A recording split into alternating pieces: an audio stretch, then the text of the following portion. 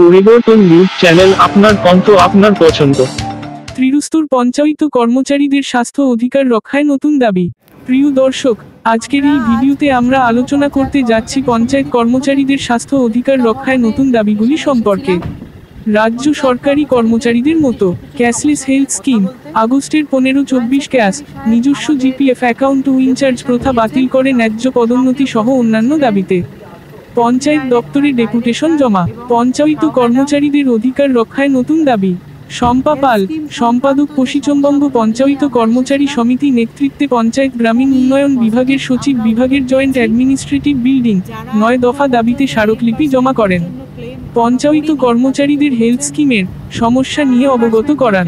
নতুন সুযোগ, কর্মচারীদের জন্য নতুন সুযোগ, পরিবারের চিকিৎসার পরিশোধ করা হয়নি।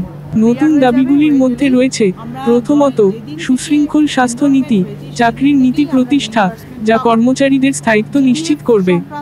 দ্বিতীয়ত, তারা 10ই জানুয়ারি 2024-এর পরে যে সকল কর্মচারী হেলথ স্কিমের অন্তর্ভুক্ত হয়েছেন তাদের বা তাদের পরিবারের চিকিৎসা করেছেন সেই সমস্ত খরচের বিল গ্রহণ ও রিয়েম্বার্স করতে হবে। WB services determination of seniority 1981 অনুসরণ করে গ্রেডেশন লিস্ট তৈরি করতে হবে। পরীক্ষা নয়, সেই গ্রেডেশন লিস্ট অনুযায়ী প্রমোশন দিতে হবে। প্রধানত মেরিট কাম সিনিয়রিটির ভিত্তিতে হলেও মেরিটের মূল্য দেওয়া হয় না। সংগ্রহ, ট্রান্সফার, জিপিএফ সমস্যা সহ প্রায় 50% পদ শূন্য আছে। ত্রিরুস্তুর পঞ্চায়েত কর্মচারীদের ক্ষেত্রে ক্যাশলেস হেলথ স্কিম চালু করতে হবে। সমস্ত পেনশনারদের অবিলম্বে হেলথ স্কিমের এনরোলমেন্ট করবার ব্যবস্থা করতে হবে। জব অ্যাসিস্ট্যান্ট বা গ্রাম সেবক পদের জন্য কোন প্রমোশনাল পোস্ট সংরক্ষিত রাখা যাবে না। জিপিএফ এর নিজস্ব অ্যাকাউন্ট নম্বর চালু করতে হবে। অনৈতিক ইনচার্জ প্রথা বাতিল করে ন্যায্য পদোন্নতি ব্যবস্থা করতে হবে। গ্রাম পঞ্চায়েত স্তরের বিভিন্ন পদের প্রার্থীভোগ বেতনক্রমে বৈষম্যের অবসান ঘটিয়ে সমতুল্য সরকারি পদের প্রার্থীভোগ বেতনক্রম দিতে হবে। রাজ্য সরকারি কর্মচারীদের ন্যায় আগস্টের 15-24 ক্যাশ চালু করতে হবে। গ্র্যাচুইটির ঊর্ধ্বসীমা 12 লক্ষ করতে হবে। সকল কর আদায়কারীকে স্থায়ী পদে নিয়োগ করতে হবে। এই ভিডিওতে আমরা পঞ্চায়েত কর্মচারীদের অধিকার রক্ষায় নতুন দাবি সম্পর্কে আলোচনা করব। এই দাবিগুলি শুধু কর্মচারীদের জন্য নয়, এটি পুরো সমাজের উন্নতির জন্যও প্রয়োজনীয়। তাদের অধিকার রক্ষা করতে পারলে তারা আরও ভালোভাবে কাজ করতে পারবেন। আপনার সমর্থন আমাদের শক্তি। এই ভিডিওটি শেয়ার করুন এবং পঞ্চায়েত কর্মচারীদের অধিকার সম্পর্কে সচেতনতা বাড়াতে সাহায্য করুন। ধন্যবাদ। আমরা আজ পশ্চিমবঙ্গ পঞ্চায়েত কর্মচারী সমিতির পক্ষ থেকে মৃত্তিকা ভবনে ডেপুটেশনে এসেছিলাম পঞ্চায়েত কর্মচারীদের নির্দিষ্ট কিছু সমস্যা নিয়ে কথা বলতে। জয়েন্ট সেক্রেটারি সাহেব আমাদের ডেপুটেশন নিয়েছেন।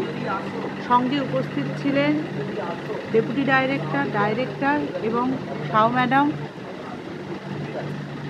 হেলথ স্কিম সংক্রান্ত যে সমস্যাগুলো নিয়ে আমরা এসেছিলাম, খুবই পজিটিভ আমরা উত্তর পেয়েছি।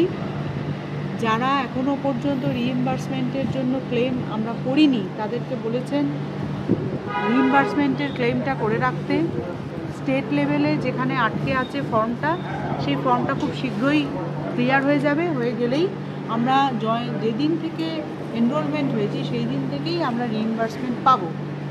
জিপিএফ সংক্রান্ত বিষয়ে খুবই পজিটিভ ওনারা উত্তর করেছেন এবং জিপিএফটা যাতে প্রত্যেকের নিজস্ব অ্যাকাউন্ট হয়, যাতে আমরা ট্রান্সফারের সময় ব্লক ট্রান্সফারের ক্ষেত্রে আমাদের ইন্টারেস্ট লস না হয়, সেই বিষয়টা গুরুত্ব দিয়ে দেখবেন বলেছেন।